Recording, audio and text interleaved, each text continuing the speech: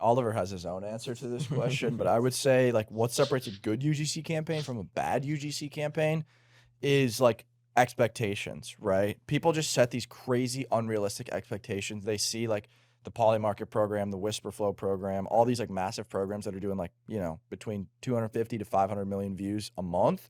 And they're like, oh, I want that, but I want to spend $1,000 on like a creator and I want him to post, you know, 100 videos. And it's like expectations is number one. Number two, I would say is like people treat these creators as like vendors instead of like people, and that's like don't do it very much anymore. but like I try to meet everyone. Like I try to like actually like get to know them, like where they're from, like because they're essentially becoming evangelists for your product at the end of the day. Like you want these people to truly be bought into your product, into your mission. Like to answer your question about like what we've seen most successful, like any of the biggest and best performing companies on Satcha for programs all have like a really, really like intense and like careful relationship with the creators.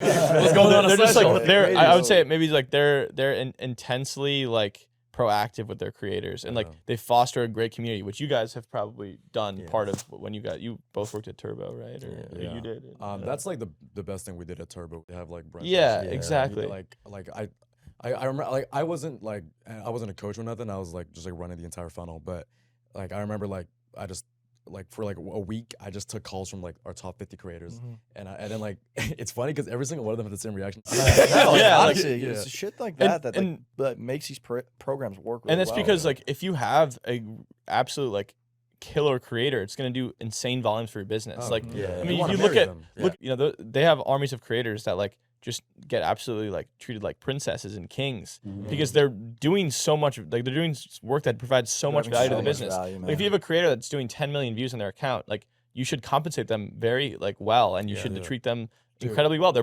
part of the company. Creators doing 10 million views a month. I'm like doing their laundry, bro. Exactly, bro. Like literally, and even best like asset right there, man. Yeah, and even like people that aren't there yet, but you see potential in them, or like they've done it before, and you know there's potential. You want to like treat them incredibly well and like foster a really strong community. So I think that's like a really important thing that people do. Yeah. I think like a lot of like I think Ishan and I can speak on this too.